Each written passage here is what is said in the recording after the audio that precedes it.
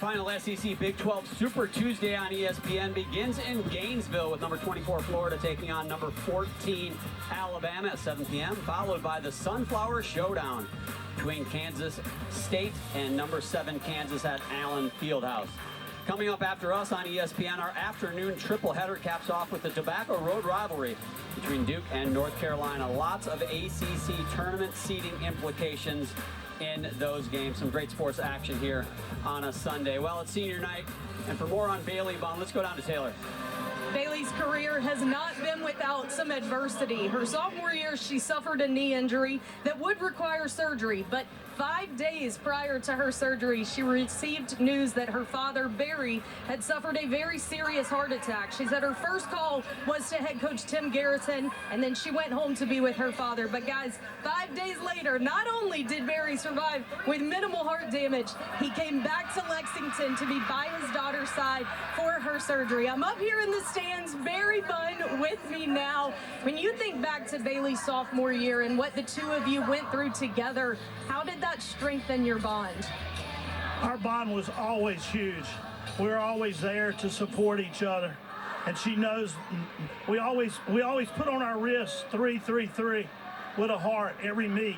That just lets us know we're here, whether you do well or whether you don't do well. She knows I'm there. But it was great to have her there. An incredible experience. Now, we know that 5th year is potential, but if tonight is Bailey's last meet here in Lexington, what kind of legacy do you think she has left? Bailey left a legacy of what relationships really mean.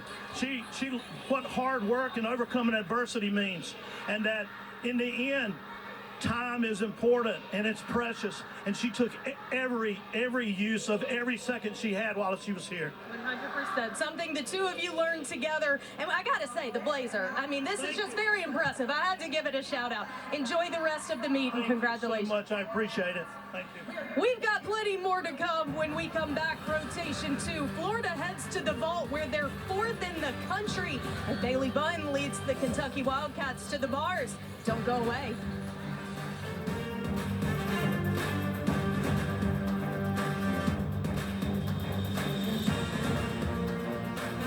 And after one rotation, the home team, the Wildcats, a .075 lead as they try to get a piece of that regular season SEC title. Kathy, there's a team that's not here that's got a stake in this meet too, right?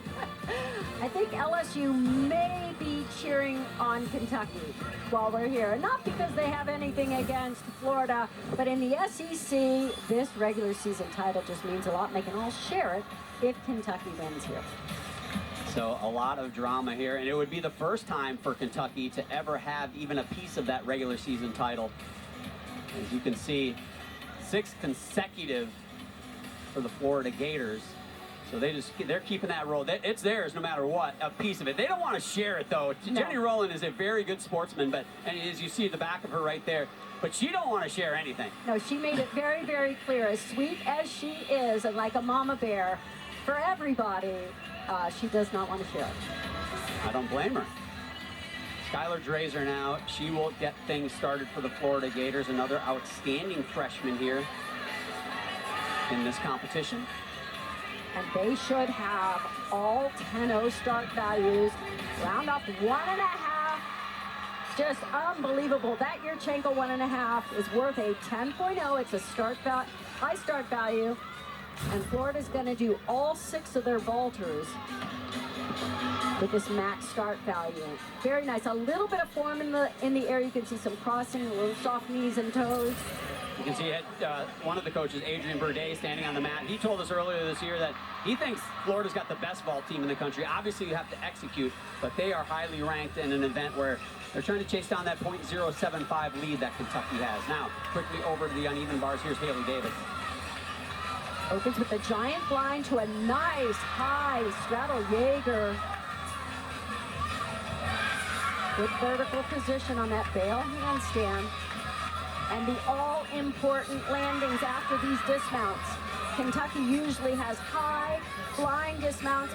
Tim Garrison loves to coach this event. She stepped back, just got her arms up a little too fast, and it made her rotate backwards and have to take that step. But the routine, check the height out. And the judges look for the shape in the air, that straddle position. Of course, they want to see perfectly straight legs and pointed toes. She is just pencil straight on that double layout. Nice technique. Nice start for the Wildcats. 9.95 start for the Gators, though, with Skylar Drazer. Here's Sloan Blakely. Down up onto the board. And another 1.5 twist. Nice job quickly hopping to that finish position. They'll take a deduction for the hop, but... What do you think? To give an idea to the people watching, how much is that hop a deduction? Well, the judges are sitting on the side so they can see exactly how far she jumped. From our angle, we couldn't see the distance. But if it's more than a foot or a step, it should be a 1/10 of a point, at least. They have the option for a 1/2 tenth, though. There can be a small enough step where it would only be a half. And it might, and if it was like a little half hop, they'll go 1/2 tenth. Here's freshman Cecily Rizzo. You saw her on vault with a 9.85 there in the first rotation. Beautiful handstand positions. High flying straddle Jaeger. Haley Davis, a 9.825 in the start spot. She's a little bit rushed on that bail handstand. Needs to like really be patient here. Sets up the dismount. Double layup, just a very slight leg separation. Brought them back together for the stick.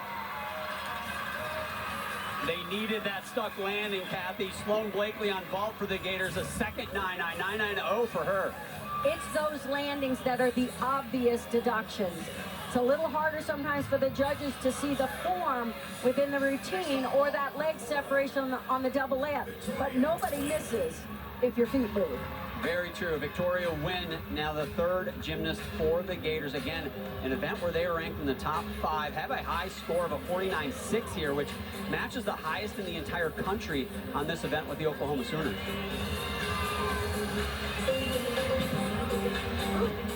I thought that was going to happen. She had bent arms onto the table. That's why I gasped. You can usually see the problem right as it happened. Took away her block, which then takes away your height and your rotation. Unfortunate on a vault that she is capable of doing very, very nicely. But again, keep in mind, they will want to drop that score now. We talked about it on the uneven bars. They did a great job there of hitting some routines. They're going to have to do it again here on vault. You could really see just how bent those arms were. She just was not in the proper position to get a full block. And of course, 5/10 of a point off for the fall. So Delaney Rodriguez now, she had been leading this event off for much of the season. They've moved her down to the 3rd spot here. Nice combination.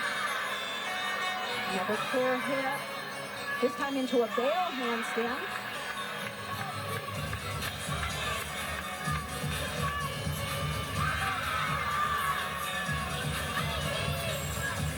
Beautiful. That was textbook double layout. I mean, these landings are extraordinary. Rizzo right before her, a 9.875, which is a career high score for her. You can't get any better technique, form, landing, highlight of the routine. I've been absolutely blown away by Delaney Rodriguez and her ability to hit routines as a freshman, like Anya Pilgrim for Florida. Now the pressure on. Anya had to go up after a mistake on bars. Here she has to do it again on vault. She usually has the highest, straightest body on this vault for her team. Nice vault. I'm sure that looked really good from the side. The judges really want to see that really straight body. Of course, they will deduct for that landing. And right now, that's where Kentucky has the edge. They're coming up with landings. So look at the tight form, just slightly soft before the landing and a little over rotation, but a big hop. Big air, too. She really gets off of that table, as and you that mentioned. matters. The amplitude does matter on all the events. Jenny Rowland has done an outstanding job as the head coach of the Florida Gators right there. Looking for her first national title, however, got really close last year. Florida always in the hunt. Now Jillian Prokaski, the junior, follows Delaney Rodriguez, 9.875. So a pair of 9.875s for Kentucky here on bars. Going to open with a Maloney to pack. Right there's the Maloney. Up back layout down to the low bar, leg separation. Those are the two skills that are really hard to keep those legs glued together. And those are slight deductions. Beautiful vertical handstand. Double layout. 3 in a row, Kathy. I mean, my goodness. My goodness. And all three of those dismounts were kind of a different technique. See right here, now you can see the judges sit on the side, and it's harder to see the leg separation. Yes, I can see them because I look for them, and judges should as well. But the double layout, she does slightly different, kind of does a pike open pike a little bit, little pike down, but darn it, did she find that landing so well. Here goes another outstanding freshman. She's gotten a 10 here. This is Dani Ferris. Now that is a big vault, cleanly executed. Look at the distance. You see how far she landed from that table?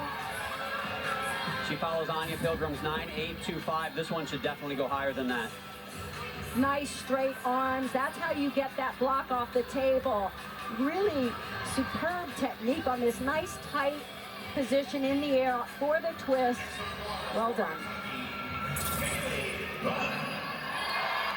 Now one of the seniors for this Wildcat team, one of the leaders, Bailey Bunn. 2 yet to go. Raina Worley will be in the anchor spot for the Wildcats.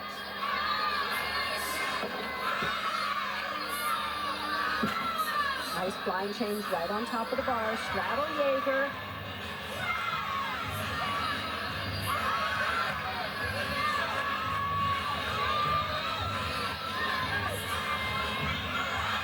Much better handstand on that final one. Really on top of the bar. And a double layout. Oh my. Oh. So a little quick. The new rule this year, you have to hold that finish position. Not the landing. When they stand up and put their arms over their head, they have to hold that a full second. So tell us what the judges could take, because there's a step in there too, and not holding it. Is that a double whammy? It's a mandatory half-tenth for not holding that position. They're not going to take off for the step, but it's the not holding is the mandatory half a tenth, and then she was stepping to salute. Okay. So, which was smart because she's turning to salute the judge, but absolutely a deduction for not holding. Dani Ferris, a 9.95. Now Leanne Wong in the anchor spot. She's got a unique vault and certainly capable of perfection here as well. And she is intensely competitive. She wants to stick this. Oh, little scuttle hop, but a more difficult vault, a very complicated vault. She does the round off, as everybody has been doing for the Yurchenko vault, onto the board, and then does a half turn. Watch this, here's the round off. Half turn onto the table, and then up front with a half. So we've seen gymnasts do front with a half, but not out of the round off with a half turn. So this is a much more difficult vault. Leanne Wong, training elite, wants to make that Olympic team this summer. Actually working a vault like that with another full twist added. Super difficult. Quickly back over to bars now. Raina Worley in the anchor spot. Bailey Bunn, a 9.8. Jillian Prakaski right before her, a 9.925. This is a big moment in the meet right here. Watch how crisp this routine is. How pointed her toes stay. How perfect the handstands are. Legs glued together on that packed salto.